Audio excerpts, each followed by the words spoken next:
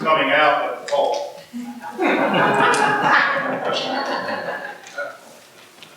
There is a relation there that, believe it or not, we were talking in Sunday school about, talking a little bit about my Camino experience, and not until I was pouring lemonade to drink during Sunday school did I put together that Zacchaeus coming out of the tree, similar to Gary coming out of the hole. And I think the big learning for me for that is that I was the one that was ruminating on this text all week and ruminating my personal experiences and didn't make the connection. So that helps me in a couple of ways. Hopefully it'll help you too. It helps me remember that there's always something new to be discovered. And it helps to remind me to stay calm when people don't get what you say. Okay? So it was a big learning for me. So, to the text. When I think of Zacchaeus up in that tree, can everybody hear me okay? And John, do I need to put a microphone on in the future? I hate to do this, but I didn't let him know that I was going to do this for our website. When I think of Zacchaeus up in that tree, I think of all of us at some time in our life when we have basically gone away, gone up high, found ourselves saying no when the men among us go to the hardware store looking for that tool, and a woman comes up and says, "Can I help you?" And of course, I mean, we could never admit that we don't know. Or we're looking for that best hiking shoe, and we're just going to keep on looking. We'll look for an hour and a half, and we find out in the end that this is the one that she was going to recommend, or he was going to recommend in the first place. Or the ultimate one is when you go and you're looking for a car, and you go on the lot, and oh no, thank you very much, just looking. So I think about that's what I was thinking about this week. Now, I don't know why Zacchaeus was up in that tree. We're led to believe by the story that Zacchaeus was up there because he was short of stature. But I think I'm at liberty to be able to suggest a few other things. Maybe he was curious. Maybe he was staying away from those people that didn't like him. Go to this tax collector. Maybe, though, I think he was just curious about who Jesus was. And it's safe up there. In this here sycamore tree, where it's safe to say, just look. Thank you very much. And I think right there, hopefully for some of you at least, suddenly that sounds real familiar. Where we find ourselves. Up in that tree, putting distance between ourselves and Jesus. I don't want to get involved. I don't want to get my hands dirty. I don't want to give away my free time. I've hardly got any free time. I don't want to give away my money. I only got so much money.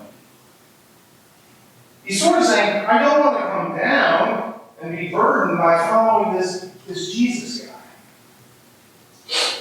And that's sort of like where I tie this lesson into my Camino experience. Because not until I was willing to put up with the dirt and the pain and the blisters and the lack of sleep was I going to get anything out of that experience. To be able to meet people where they truly were, where I was going to let them meet me, where I was truly at. To hear their needs and desires, their dreams and their visions. Not until I was able to come down from where I was and who I thought I was I able to open up myself to make real friends, real acquaintances, to be transformed by their love their dreams and visions. And the one that really struck me powerfully this week, and people who came to Wednesday, and if you read my article in the Messenger, you heard a little bit of it, was Matthew. Matthew's a professional photographer from New York City. I met him on the fourth day that I was walking, and we walked for about 3 days together, and I never saw him again until the day I got to Santiago. And there was this big face in the church where, it was like we never left. But as a professional photographer, his discipline, his coming down out of the sycamore tree, was not taking the camera. A professional photographer not taking the camera for 37 days on the Camino, because to him it would be a distraction. To him it would be that thing that kept him at a distance. He could hide behind that viewfinder. That was really powerful for me. Because I like to consider myself a professional photographer, but I'm not at that level. And he wrote to me this week. He said, "This life after the Camino is different. I'll never go back to life as it was before. Something's just different." And then this is what he said that really stuck with me. He said, "It's like I'm lost, going in the right direction." And I think that's how we should all feel as active, participating Christians in this world outside that tells us to buy this or buy that, and look like this or look like that, or get our pleasure from this or that. Do you see the connection? I do. Okay, you. It takes a leap of faith, or it took a leap of faith with me, to fly to France to be with my son,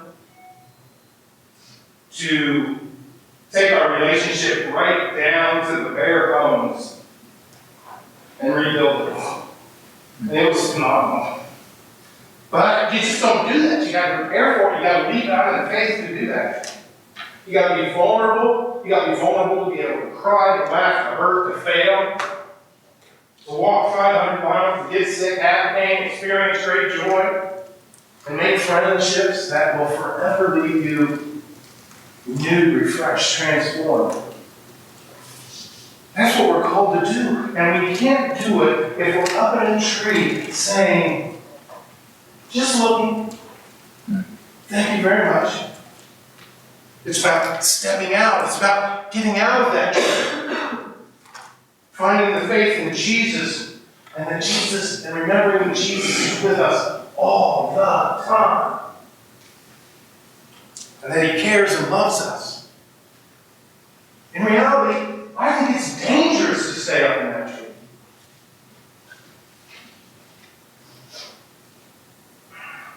Because wanting to see Jesus is a good thing.